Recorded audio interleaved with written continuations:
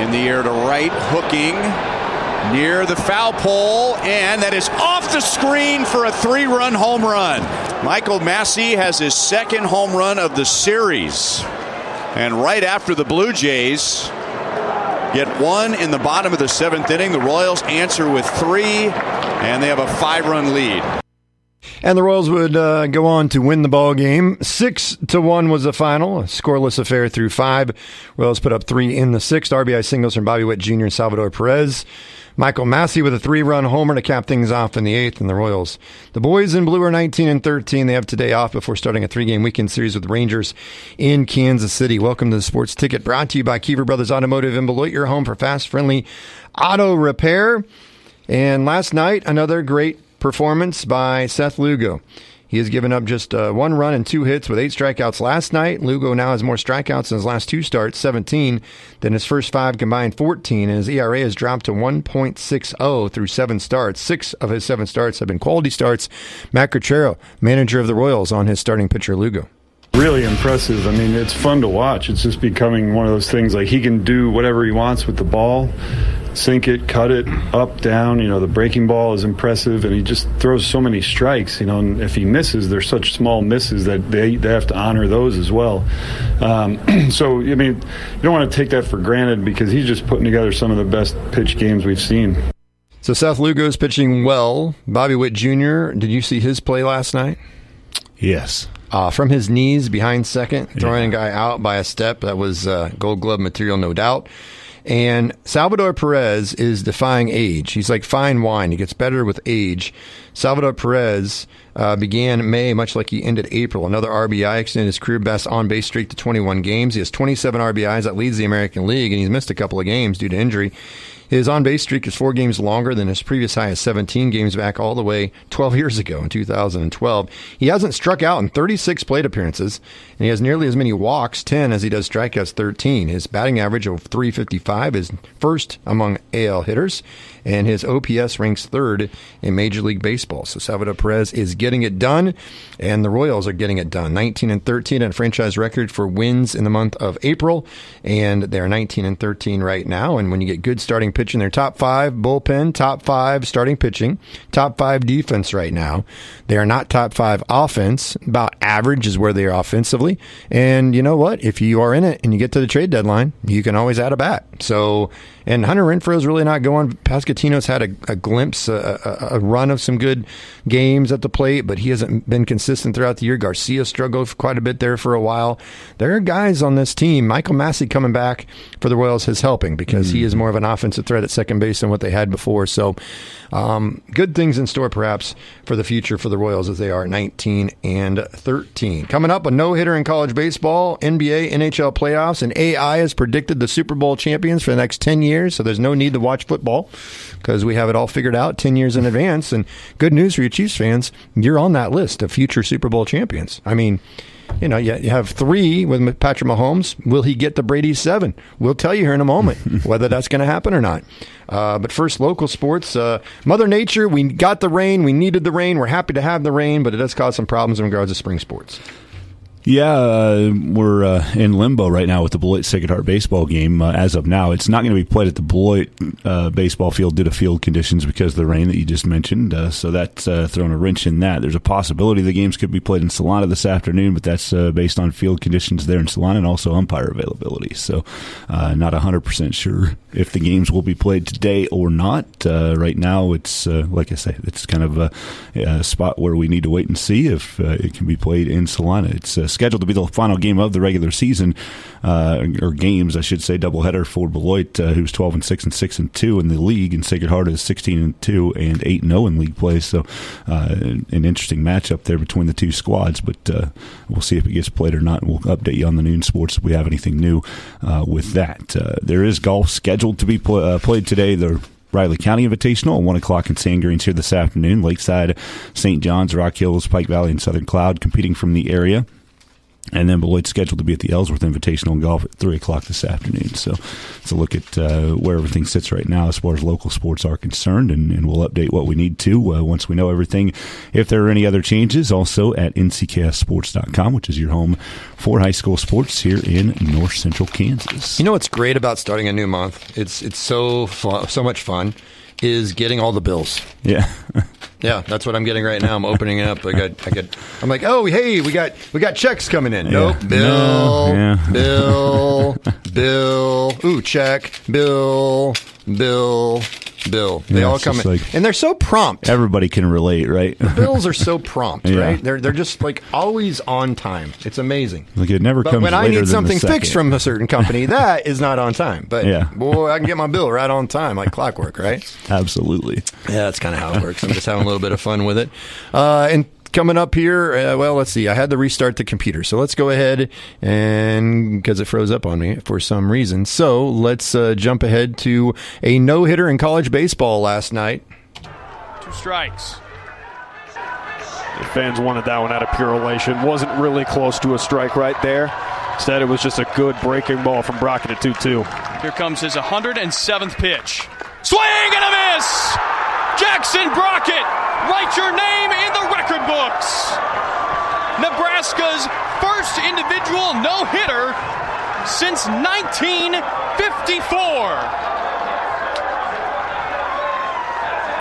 What an incredible outing for Jackson Brockett. Soak it all up, folks. 3 total base runners reach on the night, 1 on an error, 2 walks for Brockett, and he ends it with a strikeout, his 12th. Had been going so strong, just goes high cheddar, dips it back into the factory and says thank you very much and good night, Kansas State. Everybody had been wanting to know, could Nebraska put together a competent performance in the midweek and snap the misery they'd been facing? How about a complete game no-hitter? Yeah, not bad. Complete game no-hitter last night for the Nebraska Cornhuskers. For K-State fans, not so great because they were on the bad end of that one. And it is the first complete game no-hitter thrown by a Nebraska Cornhusker pitcher since 1954. 1954, Nebraska shuts out the Wildcats 8-0. They had 12 hits in the win, and the junior, with the 6th individual no-hitter in Nebraska history in his first start of the season, had a career high 12 strikeouts, 107 pitches. Nebraska 28-15. K-State baseball team has falls to 26-18, heading into a big weekend series at home against arch rival Kansas. Coming up in 30 seconds, a look at the NBA and NHL playoffs. Have become a very popular thing. You may have bought one, but what do you do to take advantage of the benefits when you need them? Keever Brothers Automotive in Beloit works with most all warranty contracts, and we can be your advocate when you need repairs. Just bring us your car, your concerns, and a copy of the warranty contract, and we take care of the rest. Let our fast, friendly service help you get the most out of your extended warranty contract. Find Keever Brothers Automotive just south of the courthouse in Beloit or on the web at keeverbrothers.com. This crowd, very few have left, and they are up on their feet celebrating a round 1 victory. Got to put it in. You're hearing the whistles. Put the ball in play, and that'll do it. And the Boston Celtics advance to round 2. They beat the Heat in 5. Boston Celtics beat the underhanded Heat last night. They rolled them and finished that series 4-1. Celtics leaving no doubt last night, winning 118-84. Derek White, who had 38 points and 8 threes in Game 4, had 25 last night. Jaylen Brown, 25. And the Celtics move on to the second round of the Eastern Conference playoffs. And the Celtics will take on the winner of the Cavs-Magic series. Cavs are up 3-2 in that series, Game 6, coming up here later on this week. In the West, the Mavericks roll to 123-93 win over the Clippers in L.A. 35 points, 10 assists, a double-double for Luka Doncic, who had a knee sprain, and he had been sick. Said if it was a regular season game, there's no way he was going to play, but playoffs, he sucked it up and he did. No Clippers scored more than 15 points. And you know Mr. James Harden is always big-time Harden. I mean, that guy brings it. Like, any time you need a big performance, when your season's kind of on the line, when you feel like it's a must-win, there's nobody greater. There's nobody more clutch than James Harden. But unfortunately for James, last night was a rare off night in a clutch game. 2 of 12, 7 points for Mr. Beard. Anyway, Jamal Murray is the most clutch player in the NBA, by the way. And it's not even close. No, not right now. It's not. And James Harden's never been considered clutch, I don't think. 30-point loss was the largest playoff defeat in Clippers history, and they needed to win. Dallas wins 3-2 now. They lead that series. 2 games on the schedule in the East tonight. Pacers have a 3-2 lead over the Bucks. Game 6 at 5:30 on TNT in Indianapolis. And the story there is Damian Lillard and Giannis may play. And if they play, that series is completely different, you would think. But then how rusty are they? What kind of shape are they in? So forth and so on. The Pacers have a chance to close it out. Pacers have never blown a 3-1 lead in a playoff series, but they haven't won a playoff series in quite some time. And the Bucks have never come back from a 3-1 deficit. Doc Rivers is all used to blowing 3-1 leads as a head coach with the Bucks, but now he's on the other side of it, down 3-1. Now it's 3-2.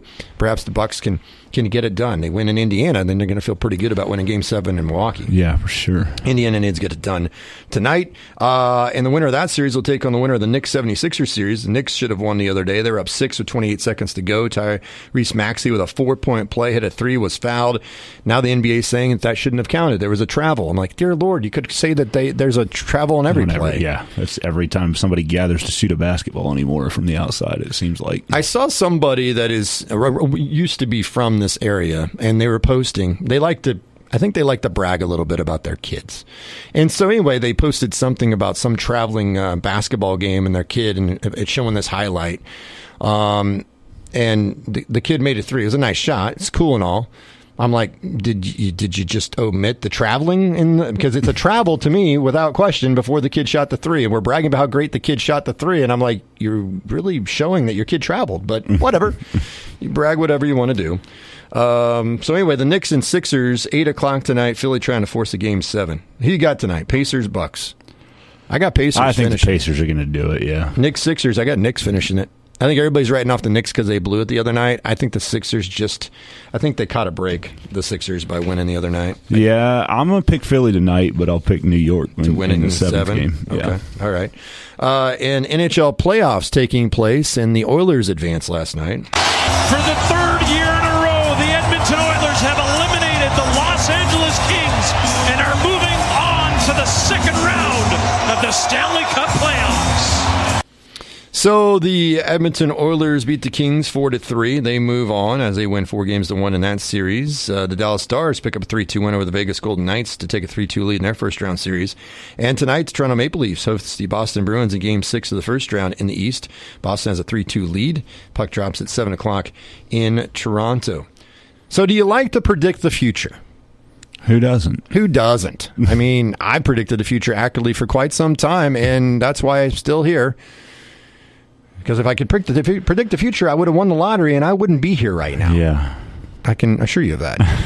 I'd be on the beach sipping Mai Tais and fruity drinks, and I would probably never leave the beach. I would have people wait on me. Yeah. Yeah, you bet. But AI, or AL, that makes no sense. It's AI. But anyway, AI, artificial intelligence, has predicted the next 10 Super Bowl winners. So go ahead, listen carefully, write this down, and then blow all your money because I'm sure this is going to be absolutely 100,000% correct. And I have to say, if it is, I'm cool with it. Why? I'm a Chiefs fan. Yeah, good news from AI, unless you think it's a jinx. So according to AI, the Chiefs are going to be the first team in NFL history to three-peat. The Chiefs are going to win it in 2024.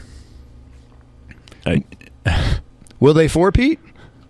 No. Not according to AI. No. Have you seen this yet? Actually, you have. I saw it yesterday. Yeah. Okay. So the 49ers are going to end the three-peat for the Chiefs. Don't know if the Chiefs and Niners are going to meet in 2025 in the Super Bowl. The Bills, believe it or not, are going to win it in 2026. Yeah, like hell. The Chiefs will bounce back and win it in 2027. It'll be Mahomes' 5th ring. We'll have a handful of rings, according to AI, at the end of 2027. Okay, now here's the part where I know this is not true. Yeah, and absolutely. This absolutely makes me think this has no credibility whatsoever. I think AI is a complete fraud when it comes to this. In 2028, the predicted Super Bowl champion by AI is a Dallas Cowboys. Hold on a second. The Dallas Cowboys. Will they even be in the league by then? I think they'll be what? They'll be demoted to the. They do in soccer. If you're not good enough, you get demoted. I mean, the Cowboys are going to be in the league. Well, is Troy Aikman coming back? Yeah. Okay, Cowboys. Maybe there's somebody's kid that's going to lead them to the Super Bowl. Troy Aikman's son. Yeah, former NFL quarterback has a. You see the picture with Tony Romo, Dak Prescott, and Troy Aikman in a picture, and it said there's 3 rings in this picture. They're all with Aikman. Cowboys are going to win in 2028, according to AI. So right then and there, that makes me worry about how they get the others right, because that one can't be right. 2029, the Detroit Lions are going to win their first ever Super Bowl. So mark it down. You heard it here second. The Chiefs will win another one. In 2030, Patrick Mahomes is going to have his 6th ring. 2030. How old will Mahomes be then? He's 28 now and 34? Yeah, we're good. We're good. The Bears are going to win it in 2031. Maybe. Now, here, you just lost me. 2032, the Jets are Super Bowl champions. Okay, AI's had a little too much eggnog, drinking a little too much you-know-what.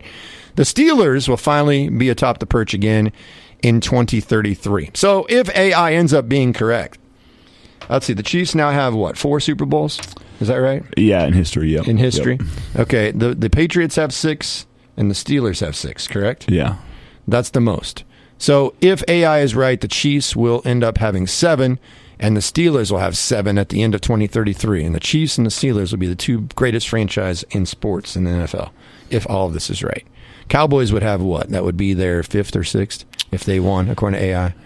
Bills have never won one. Niners, that would be their 5th. It'd be the Niners' 5th, I'm pretty sure. Because they were 4-0, and they lost the last 2 or 3 Super Bowls, 2 to the Chiefs, of course.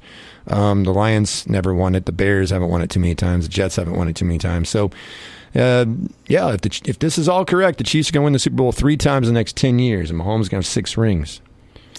AI doesn't say in 2034, but I think that's when Mahomes gets his 7th. Yeah. And ties Brady. I'm not saying no to any of that. No. For the Chiefs part of it, I'm saying no to the Cowboys. But I don't see it. And I'm looking at it, and it's like, some of this seems like it's just based on realistic stuff about where some of these teams are at. And then the Cowboys were there, and then the Jets showed up. Really, yeah. I mean, the Bears showed up too. I mean, they're not. That's definitely predicting into the future of something good. Positive to happen for them, because it's been a while. Aaron Rodgers at age 48 is going to lead the Jets to the promised land in 2032. At that point, he'll be like recloned and he'll be a cyborg. Yeah, exactly. Who knows what? 2032, the reason the Jets are going to win it is because it'll be flag football. The way the rules are. Yeah. So I think the Jets do have a chance in flag, but tackle, not so much. So that's what AI says the next 10 years. The Chiefs are going to win it. Next year be a 3-peat, and they're going to win it 27, and then 30. There seems to be a little trend here every 3 years. So I think it got stuck on some kind of algorithm. So I do question this AI thing just slightly, just a little bit. But darn. I mean, the Chiefs. Boy, I tell you what, I take the 3-peat. If that plays out that way, boy, they're the people that talk about football being rigged. They're gonna have a field day. Yeah, because AI got a hold of the script. Yeah, exactly. For the next 10 years. Can you believe that? Man, that you never know what you're going to find on social media. So I like to think okay. Sorry, there. Shaq popped up. I didn't have that turned down. Charles Barkley last night had a really good thing. I really like Charles Barkley. A lot of people know that. I like how he speaks his mind. I like how he hits you with the truth. And he had a deal last night talking about coaching, because the Lakers lost. So the first thing is, of course, what? They're washed. No. The first thing, who's the scapegoat? When the Lakers lose, LeBron. No, not even close. The scapegoat is the coach. Well, that's the first thing that happens with any team. It's the players, they get some blame, but it's the coach. Yeah, clearly, you don't change the roster. You just go ahead and fire the coach. So there are a whole bunch of people saying Darvin Ham should be fired as the Lakers coach after 2 years. Frank Vogel, after 1 year with the Suns, should be fired. And Charles Barkley, and I don't have the audio here, and I don't think there was a really bad word or anything in there, because he probably can't do that. But anyway, he just talked about the coaching, And he said, listen, those in the media that catering to the players, worried about having great relationships with the players, don't want to throw players under the bus. But he said, your job is to tell the truth. And here's the truth. He said, the people that should be fired are the people that put these rosters together that should get a pink slip, not the coach. Because guess what? These coaches, Frank Vogel won a title with the Lakers. Frank Vogel won a lot of games with the Pacers. Darvin Ham is an up-and-coming coach that, they won the in-season tournament. And last year, they were right there, went with the Nuggets. All 4 games are very, very close. He's not a horrible coach. But the first thing you want to do is fire the coach because, honestly, you have no other options, especially with the Suns. You have no other options. You can't trade anybody. You're stuck with this horrible roster because you went out and got 3 superstars. You had 1 and you traded for 2, and you're stuck with this team. And so the scapegoat is Frank Vogel. That's the reason the Suns got swept, because Frank Vogel's a horrific coach and needs to be fired. And then, of course, the Lakers, it's not LeBron's fault. It's not LeBron's fault. It's not Anthony Davis's fault. It's Darvin Ham's fault. It's D'Angelo Russell's fault. And so Barkley basically said, listen, these coaches are great coaches. It had got nothing to do with the coaching. The reason you lost is because you had a sorry team that was put together by some people, and the players didn't play well enough. And he's right. He's absolutely right. How many times you see a coach fired, goes on somewhere else, and does just fine? Because he's a scapegoat. Mm-hmm. The coach at any sport at the professional level, they are the scapegoats. Here we go. Let me play it for you. This was right on TNT, so here we go. Also, you said you wanted to say something about coaching. Yeah, part of our job, we watch all the games and we watch all the talk shows. A lot of these people on television, they're cowards because they want the players to like them. They don't want to do their job, which is to tell the truth. And I just want to say this about coaching.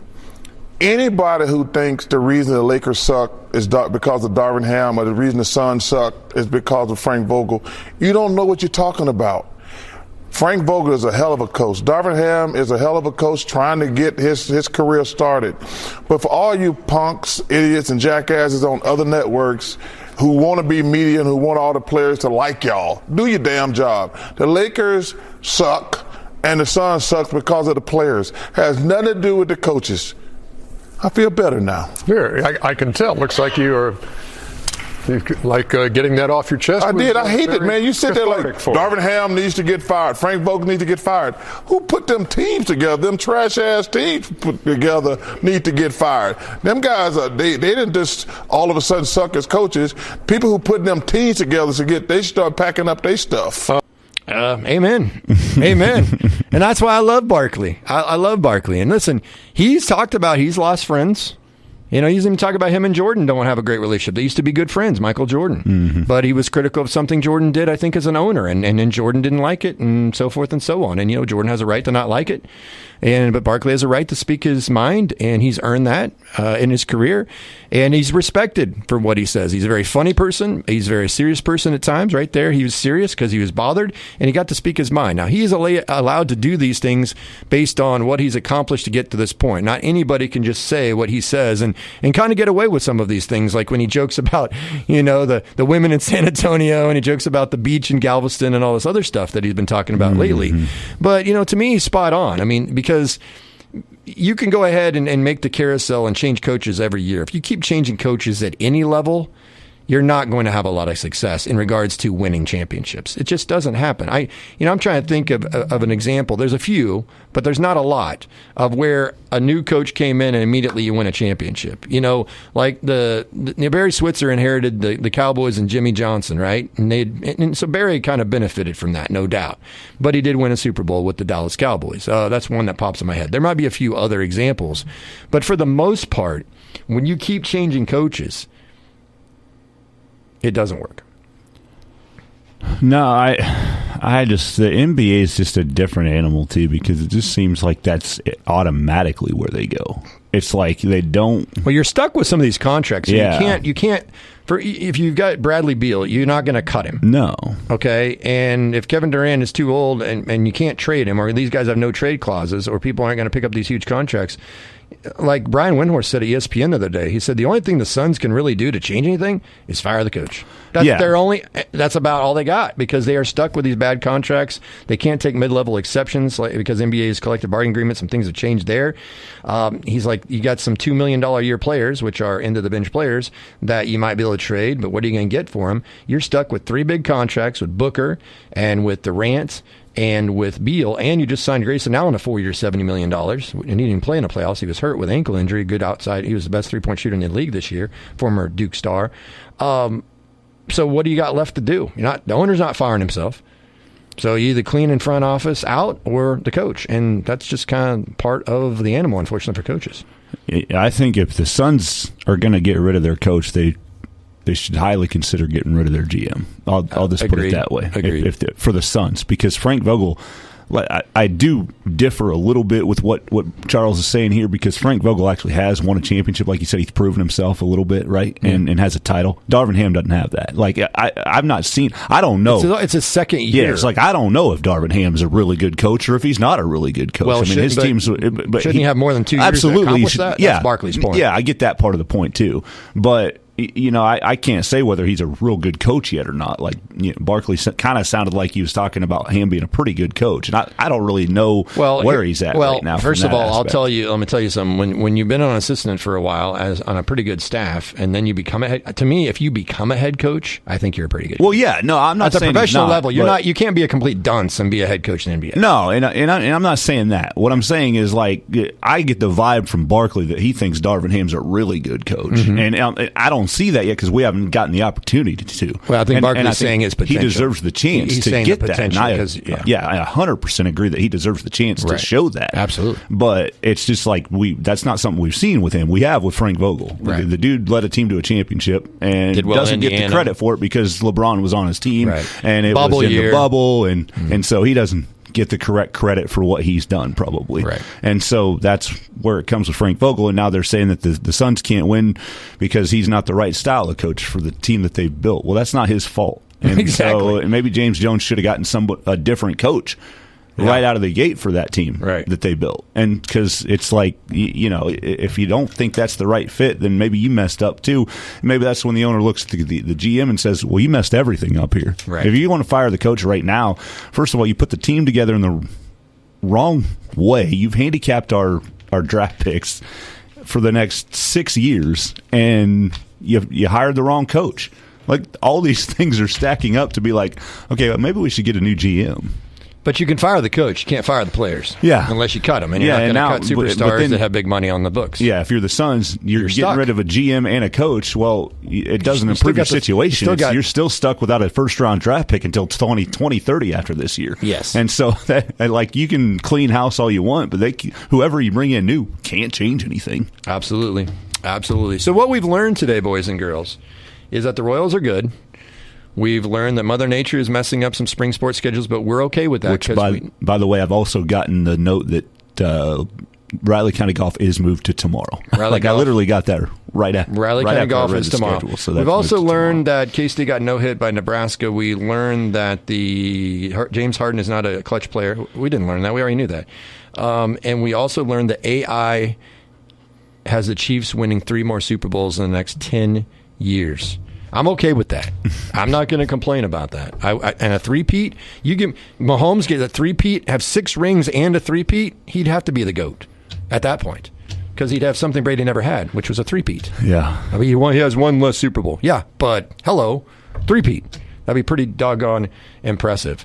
All right, that's the Sports Ticket today, brought to you by Kiefer Brothers Automotive in Beloit, your home for fast, friendly auto repair. I have an appointment with a dentist so I can have my face completely numbed. Can't wait. State, regional, and national sports talk on your schedule. The Sports Ticket Podcast. Subscribe via Apple, Google, and TuneIn Podcasts or sunflowerstateradio.com.